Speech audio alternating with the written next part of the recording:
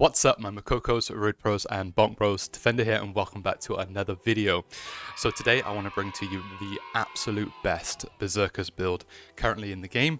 Now this is a hidden build, if you will, but it's kind of been hidden in plain sight this whole time. And it does seem kind of obvious after we go through it why it is the best build. It is more surprising that people aren't using it. I've not actually seen anyone in the NA EU side use this yet. I'm sure there are a few here and there, because why wouldn't there be? But in Korea it is very rarely used. I think I went through and found maybe a dozen or so people in the top 200 were using this build. But it is absolutely, hypothetically, the best build in the game. It does require, a little bit of knowledge and understanding that it is a tougher build to play. And we're starting where we always are, which is in Trixion. And Trixion is a place where we can pass and we can test builds. And whilst I would say it's not basis to kind of go off of passing, because it's a flat number in a static fight, you can play around with the timings of it yourself, and it's not necessarily a good indicator. It is a place that you can test the viability of the rotation and compare it to a different build. And so that's what we were talking about today. I've got passes that I can show you to compare different builds, but essentially we're just looking to see which one performs better, and then we can be hypothetical about which is better. Let's start with the build, because the build is the most important part. And right off the bat, you can see the stat allocation is very, very different from Berserker's technique normally. So normally you would have your necklace and maybe your bracelet in crit, and then you'd have specialization across everything else, and then maybe a ring or something in swift. Just a couple of hundred swiftness is normally what's recommended. Now, this is very different. We have nothing in crit and everything in specialization, with the necklace and the bracelet in swiftness. And I'll talk about why in a minute, but suffice to say, everything else is the same in terms of your skills. Okay, like in my previous video I said you can swap out Maelstrom for maneuverability if you want to with the shoulder charge, but everything else is the same. The only difference here is the engravings. The engravings is where the build changes massively. And here, this time, we've gone for Ambush Master. And this is because Berserker is a back attacker. And this is something I can't stress enough for Berserker players, is that you are a back attacker and you need to get used to positioning yourself at the back. Now, that being said, this build is more of the advanced one, because you need better encounter understandings, you need to understand your positioning better, you need to understand how to use your abilities in those positions with timings, right? Because a lot of these abilities have long animation locks that require you to be vulnerable in that position whilst you're getting these off. And so if you're not comfortable with that, or you're newer to the class, then this build is not recommended for you. Okay, this is really for people that are aware of the fights that they've gone through, so they know the knowledge of the encounters, they know all of the abilities and when to time them. Okay, my rotation in the previous video is the same rotation in this one, so I'll link that in the description below and on screen now. So if you haven't seen that already and you're not sure on the rotation, the priority, please check that out, because I'm not going to go through that in this video.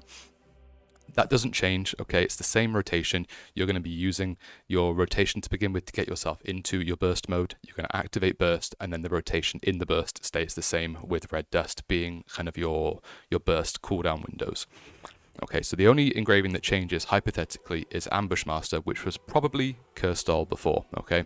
There are a few variations, but Curstall was probably what you had the option for. Okay, we're keeping Raid Captain, and we're keeping Keen Blunt, Grudge, and Berserker's Technique at 3. And Raid Captain actually becomes even more valuable now, because you are going to have this maxed out, okay? You're going to have the full benefit of this, and that's because 600 swiftness, slightly less actually, I think it's 580, 570 something, is actually enough to cap you out at 140% movement speed in a group. And I'll talk about why.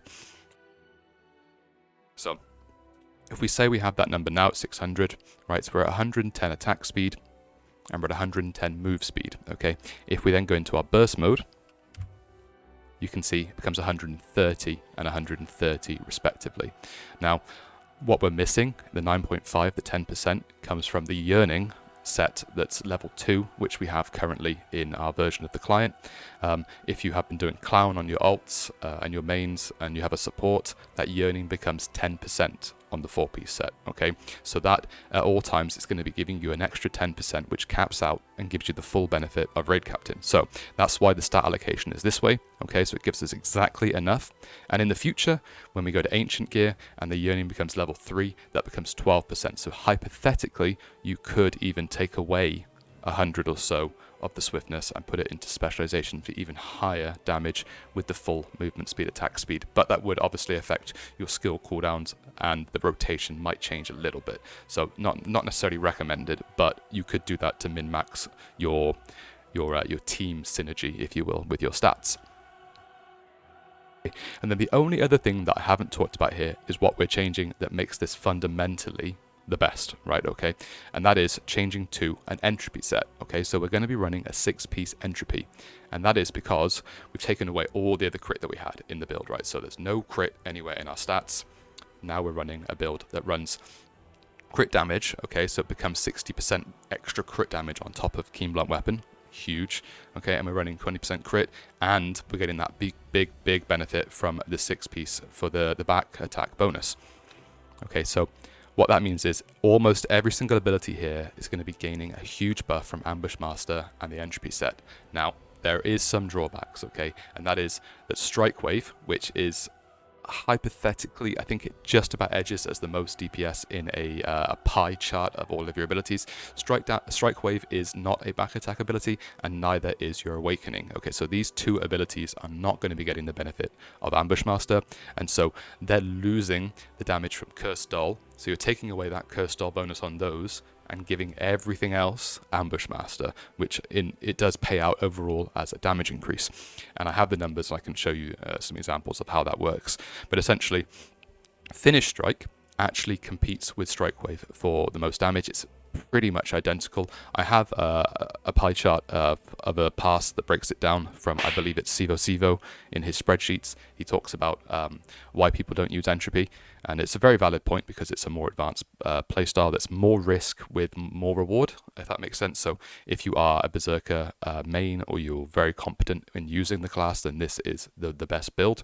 But essentially, Finish Strike and Strike Wave are the highest abilities, and then Hellblade and Tempest Slash will be your followers, with Bloody Rush being very competent in competing as well. And that's also a back attacking ability, so that will gain the back attack bonus from Ambush Master.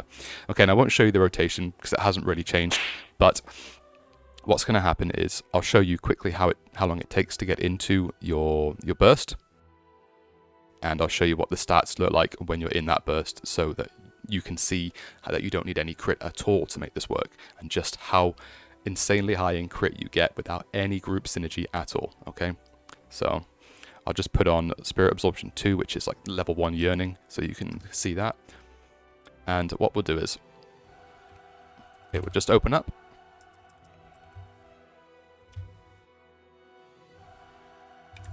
And we're just going to get into our burst mode as quick as possible. So this is the generic rotation you would use to get into your burst.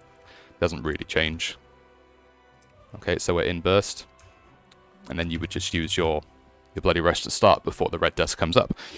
And if we look at this, and we're going to show you the crit now, because your first crit window is going to be with red dust, and if you're back attacking, you have 10% bonus. Okay, so 10% crit rate added on top that's not shown in this image. And then if you use your red dust, you're going to see your 85% plus the 10% back attack, your 95% crit rate on your own without any party synergy already, with no crit stat, and then with group synergy of maybe a Deadeye or a Gunslinger at minimum, that's going to give you 10% full uptime. So you're going to be at 100% crit damage, crit rate as a back attacker for the entirety of your red dust windows. And then when you're not using your red dust, you have your Maelstrom as a backup, maybe in case your red dust misses, or you want to weave in a Hellblade in between your rotations, which you can absolutely do. And I talk about that in the previous video, and how to edge in that extra bit of damage. And using your Maelstrom, you'll see you actually have 90% crit rate, because it's a slightly higher crit rate than red dust, but less attack power. You have 100% crit rate with the back attack on your own in this build. So it's fundamentally, the crit rate is insane, and you have the extra crit damage. You need to have at least 80% uptime back attacking for this to be proficient over Salvation. I think you need to make sure that the big back attack ones need to hit back attack. Now Strike Wave and your Awakening, for example, don't matter. Your Red Dust doesn't have to hit from behind necessarily, neither does Maelstrom or your Mounting Crash, because obviously that's your counter. And your Windblade damage is negligible, so again, that doesn't matter too much. But you need to make sure that the back attacks that hit, of course, are your Finish Strike into your Bloody Rush, or your Finish Strike into your Hellblade. Those need to be back attacks, and so does your Tempest Slash. Strike Wave obviously can change. For example, the damage isn't going to change for the Strike Wave. Say you Red Dust from behind and you have to move, and the boss moves, you could Strike Wave from the side. As long as you're hitting all 4 spots of that Strike Wave, it doesn't matter, because it's not a back attack modifying ability. So that's the reason that this class is so much more advanced when you're playing this engraving, and the drawbacks to it, of course, are if you're not back attacking, you're losing out on ambush, you're losing out on entropy, and you're losing out on the back attack modifier of the class. Noteworthy, it is worth saying that obviously playing this back attacker, you get the synergy from other party members, such as like the Gun Lancer, right, with his debuff for front and back attacking damage increase. You get much more benefit from that. You also don't need to look for crit synergy in the party. So I know it's very desirable for a lot of people to look for crit synergy so they can stop putting points in crit, but you've literally got 0 points in crit and you're already at 95 to 100% crit as a back attacker. So you don't even need a crit synergy from your team. You could just look for damage to the boss and maybe defense down, for example. Those kind of things are more than enough for Berserker to be performing optimally in a group. And I think when I was looking in Korea yesterday, I found that there was maybe a dozen or so people running this in Korea at the absolute highest eye level. In maybe 200 people, there was about 12, maybe 15 people running this. So it's definitely viable, and it's definitely a high option. But I think right now the comfort in Salvation is what people are sitting with, because there's such a big drawback to running Entropy, and obviously there's a big investment in changing your accessories. So right now my accessories, for example, they're all focused on specialization, crit, and a little bit of swiftness, and that was the Salvation build I built. So I'm not going to be replacing those, because that would be a lot of Fions and a lot of gold to replace everything when I have a working build that's maybe 5% behind. But you know, this is just going through the top build. If you're with Salvation, I wouldn't suggest spending that huge gold and Fion cost to swap to it yet. Do it with the soft reset with Belshazzar hard mode, pending Berserker doesn't get any big changes with this PTR, which I am hoping it get a huge rework, because it is in need of some love. I'm hoping some of these abilities change. I would love for Strike Wave to become a back attack in some form. I would love for maybe to get a few more viable abilities that we can use. There's just some abilities that are never really used, like Double Slash and Assault Blade and Crime Hazard. You don't really use these. Power Break is occasionally used in a supercharge build, but these things are just not good. Aura Blade is never used. I'd like to see them maybe changed into something, or have some tripod reworks. But that is very big copium that we're going to get any love for that. And I'd also like to see a little bit of buffing on the damage of Berserker's technique. I'd like to see, you know, I don't know, 5% maybe a buff on its total damage. Maybe they could do that with the engraving. Maybe they could do that with some of the ability tripods. I don't know, but it's just an idea. Maybe we could see something with Red Dust as well. And let's pray, if we're Berserker mains or Berserker enjoyers, that some of those changes happen, or maybe some other changes that make things better happen as well. Lastly, it's worth mentioning Mayhem. Now, Mayhem, I don't play Mayhem anymore.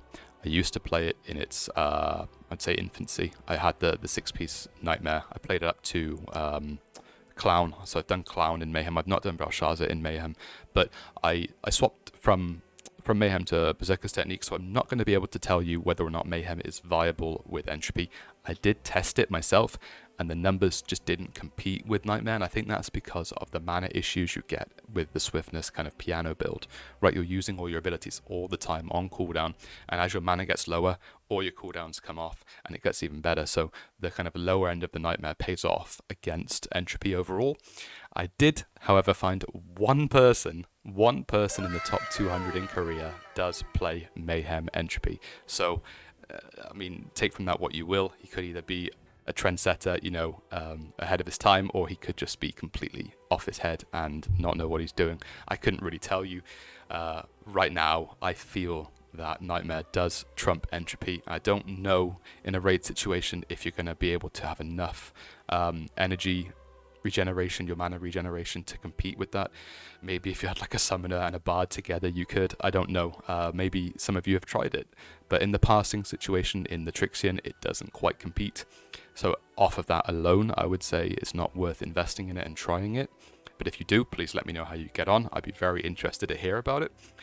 But Berserker's technique, absolutely, hands down, does outperform with Entropy. It's very close, but it is worth saying that that 5% has the potential to grow as we become stronger with our gear. Our relic set becomes level 3 Entropy, the Yearning becomes level 3. You know, you get more skill points to put into the tripods, into your combat skills. So everything starts to progress, and that gap can have the potential to grow even further with hard mode and the future in Ascendant gear and onwards. So please just consider that when you're building these. I would say make sure you're competent with the class. Don't just build it because it's the best, because you might struggle to perform, but it is absolutely a way to guarantee yourself back in that cruel fighter. And that's everything from the video today, guys. Thank you so much for watching. I hope you've come away with some information from this. Please let me know your thoughts on this build in the comments below. I'd be really interested to hear from you guys. Maybe I'm missing something here that you guys have figured out as well. Maybe there's something more to this that I haven't quite figured in the rotation. Maybe I could tweak some of the tripods myself as well. Let me know. And if you enjoyed this video, please make sure you leave a like as well. I'd really appreciate that. And if you're new to the channel, please consider a subscribe. I'd really appreciate that. We're trying to pump out as much information as possible. Lost Ark is continuing to grow, and I want to keep growing with you guys as well. And I want you guys to come along on the journey with me as we continue to make good content. So have a good day. I'll see you in the next one. Peace.